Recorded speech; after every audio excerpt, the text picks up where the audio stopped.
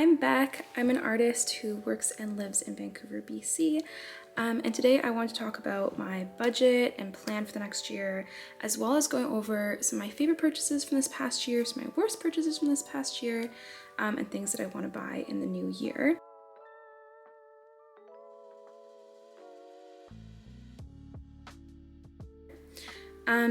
For background on me and my current situation, I work full-time as a graphic designer at a company called Party's Chocolatier. It is a chocolate company, it's pretty sweet. And yeah, I work full-time as a graphic designer, and then I run this YouTube channel and I run a stationery business called Beck Design.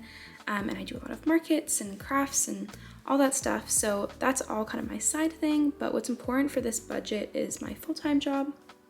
I'm gonna get into it more. In this video, I'm going to share the best and the worst purchases that I made this year and some of the things I'm hoping to buy in the new year. But before all of that, I want to talk a bit about my relationship to money, consumerism, and budgeting for this next year. I'll preface this by saying I am setting a budget, but I'm not doing like a no spend. I'm creating a realistic budget for myself in a way that feels freeing and empowering and not restrictive. And at its core, it's not about, for me, it's not about buying nothing. It's about making less impulse purchases and more intentional purchases. So that's kind of the guiding thing of my budget for this next year: less impulse, more intention. So some goals that I have for this year is I really want to pay off my credit card debt, and I also do want to go on a big trip to Japan at the end of the year for my birthday. So those are the big things that I'm trying to set aside money for this year. I'll talk about money, and like the way I kind of treat it is like I am at a stage now where like I'm ready to acknowledge that like I have a problem. I think spending and like buying stuff is my biggest vice. I don't really have like problems with, I don't have any problems with like alcohol or drugs or anything else. I do have a bit of a problem with spending, and I acknowledge that because it gives me joy. And I feel like I miss it when I don't do it. Sometimes I just like am sitting around and I'm like, I just want to buy something. It doesn't even matter what it is. I just want to buy something. It'll bring me joy just to spend some money. But the thing is, like, the joy I get from spending money is at these like low cost impulse purchases. Anything like $5, probably up to about $20, gives me a lot of personal satisfaction and like a lot of instant gratification and joy. But that same like joy I get those small purchases, I find really, really stressful at big purchases. I do not get that high in joy when I'm spending like $400 on something. I get like really, really anxious, like chest tight, like heart racing, like can't breathe when I buy big things, and I really have a hard time making those purchases. Like I just recently bought myself a new laptop after like over a year of talking about it constantly, going back and forth on the options, needing one, and like I finally got one. I'll go into that more in things I bought this year, but it took me so long to make that purchase. I slept on the floor for 4 years because I couldn't justify spending the money to buy a bed frame. But I really, really struggle with these like big purchases. But I'm finding in the long run, those big, expensive, nice purchases are the things I use more, are longer lasting, and like I take more care of, and yeah, are just more impactful in the long run. So whereas all the little impulse things I buy, I end up having like all these little things all over that I end up throwing out, or like I bought another notebook when I already have 20, or like I have all these little gadgets, and like I do like having trinkets, but they're not being like really impactful in my life. They're just really giving me that joy in the moment. Yeah, like I said, this is the last year of my 20s, and like one thing I really want to get a handle on is my finances, and I have come a long, long way, and I really want to acknowledge that. I think like sometimes I've spoken with friends and they're like, we'll just like be better, or there's kind of just a like just be better like mindset of like just stop spending money back then, like just be better. And like I want to go into this budget, and like the advice I have to you is like be realistic. Like that is my main theme here. I think it's really hard to hear when like you feel like you're really trying and then someone is like, why don't you just be better? It's hard to hear because you're already putting in a lot of effort. So I want to go into this like acknowledging the efforts that I've already made. I used to really struggle early on in university where like I wasn't budgeting and tracking at all, and my money would just disappear. And I was literally like, I don't know where it goes. And I fixed that by like really, really diligently tracking it. I'll show you, like I had a Notion and I kept really, really diligent every single thing I bought and spent. And I do recommend that. I think if you're at the stage where you just don't know where your money goes, that's your first step. You have to track it like so religiously for at least 3 months, and then you can like move on to the system that I'm at now. So I feel like I'm past that stage. I know realistically what I spend in a month, I know where it's going, and now I'm ready for like this less restrictive next step. Yeah, which is why I will not do a no buy month or a no buy year. I've watched a lot of videos. It sounds really great. It sounds really great for other people, but just like a diet is really hard to stick to and can lead to more binging later and more dangerous issues, I just don't think it's realistic for me. I don't like being restricted in my diet or in my life, and it will cause me to resent it and then want to rebel and then overspend. Rather than restrict myself on what I can't buy, I want to empower myself with what I can.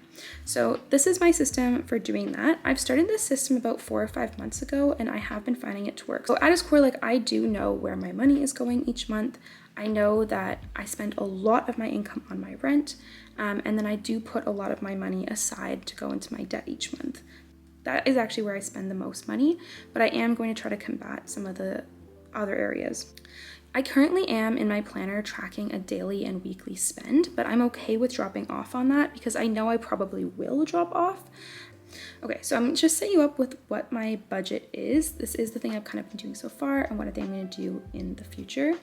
So here's my budget at its core with the real numbers. So my income is based off my full-time job as a graphic designer, and I run my business Beck Design on the side, but Beck Design is not going to be included in this. It's a whole other thing. It pays for itself, and pretty much like at the end of the year, I'll give myself a bonus with like the extra profits. But right now it doesn't consistently generate enough income. Like I might have a lot of income in December, but not a lot in January. So it doesn't do it consistently enough for me to include it in my monthly budget. So after taxes, I make about $1,900 every 2 weeks. So my budget is based off a like month kind of weekly cycle, 2-week cycle. So my first paycheck is $1,900. I pay $1,300 towards my rent, and then I have $300 to live off each week. The main theme of this is the $300 a week budget. The next paycheck, I put $1,000 towards my debt. So I put $700 towards my credit card and $300 towards my student loan. That leaves, again, $300 per week and an extra $300 kind of pot. From that pot, I pay my hydro bill, my phone bill, internet bill, like, and then other things that come up. So it doesn't always work perfectly, but at its core, the budget is $300 a week. So that's the number that I have, and that's the number that works for me. It's also the most number I could give myself. I've had some friends say like, oh, like that's too much money, you should budget less. But I know if I go any lower than $300, it's going to be too restrictive, and then I'm going to binge. I have other friends that are like, how can you survive on that little money a week? So it's really adjust it to you, adjust it to what your income is, adjust it to what your cost of living is. But really based off like what you can afford and what feels realistic for you. This is coming from a place that like I have this income. If you don't have a consistent income, it's a different story. Like I feel you. The reason I have all this credit card debt I'm trying to pay off is because I was unemployed for 8 months last year, and that's a whole different thing. So this is again like this is just based off my budget and my income. So what this does for me is rather than budget like I budget this much money for eating out and I budget this much for health and this much for clothes. Instead of that, I just have $300 that I can spend as I wish. So if I open my bank account and I see like $1,000 or $2,000, I'm like, no worries. And then I just don't think about it, and I don't think about it at all. So even when that second paycheck, like the second paycheck is like my non-rent paycheck, so it's kind of like my fun paycheck. But that's why as soon as it hits my account, I transfer out the $1,000 to my debt. So I don't even think that I have that much money. For me, seeing that like that $300 helps because each week that number is going really, really low. And seeing that number go down when I open the app keeps me on track. To me, this empowers me as it's not like I only have this much money. I do have this much money. I have $300 that I can spend how I like. How that materializes is that I usually start this budget on Fridays because that's when I get paid. But I may eventually switch to Mondays with the calendar, but right now I do it on Fridays. So on Fridays, I set my bank balance to $300 in my checking account. If I have $50 in there already, I don't add $300, I would add $250. So it's always at $300, never like more. I don't always spend the full amount, but it is always available to me.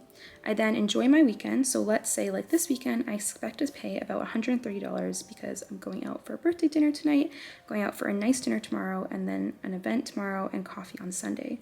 So probably about $130. So on Monday when I get groceries, it's kind of based on what I have left from my weekend, and that might leave me about $80 after groceries for the rest of the working week, which I don't spend in the week nearly as much as I spend on the weekend. It allows me to get coffee if I want to, or a lunch out during the week, but I definitely think about that a lot more and am less likely to do those things during the week.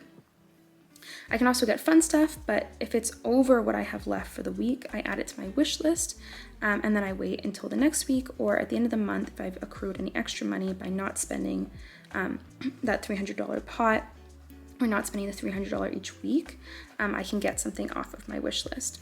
So at its core, like that's my budget.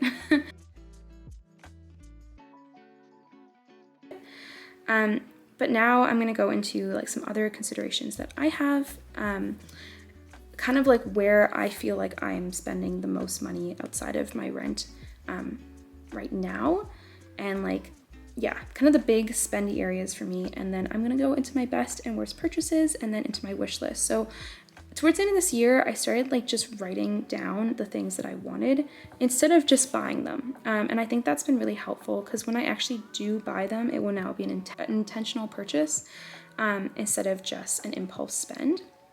So for me, keeping a wish list has been really helpful. I will go through some of those items that are on my list. Yeah, so that's basically my budget. I'll leave it there for now and then continue on. Okay, we're back. I got a matcha latte that I made at home using my roommate's matcha, so this was free for me. I'm sorry, Nicole. Okay, so here's some other like considerations that I've been thinking about that I need to make, and just keep in mind, so most of my money does go towards my rent and towards my debt as is right now. But I also, I really just need to stop using my credit card. I'm trying to pay it down, but I also use it throughout the month, which is problematic because it's not going down. I do like using my credit card because I like getting the points. I have taken 2 free flights in the year and a half that I've had my credit card. I'm hoping that maybe I can use those points towards my trip to Japan. So I do like getting the points, but it's just too risky for me to like keep using the credit card. So the only thing I'm going to allow myself to use that card for are things I'm going to be immediately reimbursed for. For things like paying for a health thing that my insurance will immediately pay me back for, but that is it. I need to not use it for any more like small purchases or anything, like, because I just forget, like I'll check my debit and see how much money I have left, forgetting that I actually put some things on my credit card. So a big spending area for me is hosting and like food with my friends, and this is kind of just like a tricky thing in general when it comes to like splitting bills and stuff, and I just want to be like a little bit more intentional again about how we go into this year and thinking about how things were in the past year. I love having my friends over. I love hosting. I love doing all of that. I hate asking for money. I feel so bad. I feel a responsibility that if you come to my house, I should be feeding you. And I think that logically makes sense, but by extension, like, we have the biggest space, we have a deck, and most people just come here. So this ends up being the main hangout space. So I just can't afford to be feeding everybody all the time if this is the main space that we hang out. And I know, and I will say this, this is an internal thing. This is not coming from my friends. I know that all this is internal, and I want to learn from my friends. I really respect my friends, like, if they cover something, they're on it and say how much I owe immediately. And never am I like, that's weird for them to ask. Like, I never think about it when it's on the other side. Yeah, I have such a hard time asking for money. So one thing, a solution for that going into this year, we're going to be doing more like, I know we'll be doing a lot of deck hangs in the summer, and in the past I have provided the food for that. I think there are going to be opportunities when I do want to host and provide the food, and those would be specific use case scenarios. Like this Friday, I'm having people over for a craft night, and I have offered cookies and hot chocolate. That will not break my budget. So as a friend group, we like to do hot pot. Hot pot is great because everyone can bring one ingredient. We're gonna try to do that again with like tacos, and I think that will kind of be what we try to do, is split up some of the ingredients, or like we've done potluck things, but just try to make it a little bit more even. We've also just like people come here and then just order food to our house. So definitely, like, this is something I've talked with my friends, and they're like, Beck, you do not have to feed everybody. These are other solutions, and I think it's just an internal thing that is in my mind. So those are solutions we're coming up with for that. I'm also going to talk to my friends. As roommates, we use this program called Splitwise, where anytime we buy anything for the house, we put into Splitwise, and it'll tell us what we all owe each other. I think I'm going to see if like how we feel about maybe doing something like that into the future. But I do really, really love hosting, so I will think about that too. I also tend to overspend on gifts. I do love doing that, and I think I probably will around Christmas, but throughout this year, I'm actually planning on doing more DIY gifts. I gave my friend some personalized stickers, which I thought were really fun, and I'm kind of thinking of doing stuff like that for everybody else this year. Gifts are a little bit easier, birthday gifts are a little easier to DIY because they happen like sporadically throughout the year versus like making a bunch of stuff at Christmas. So hopefully everyone is okay with that for this year. That's more of the thing that I'll be doing. I also really like baking cakes, so I might give more gifts in the form of food. And then like eating out with intentionality as well. I kind of already implement this, but I don't like to eat out alone. It just feels like a waste of money. I meal prep for my week, and then I save that money to go out and have a nice meal with my friends on the weekend. So how I do that now is instead of ordering in takeout, I will save that money to like eat in a restaurant with my friends, because I'd rather do that experience. Yeah. I recently had like my foodie awakening of like the difference between good food and great food.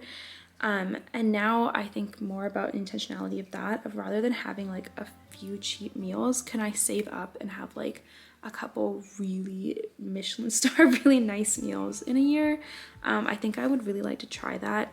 I am an aspiring foodie, and that's a whole other thing. But again, it's kind of the intentionality.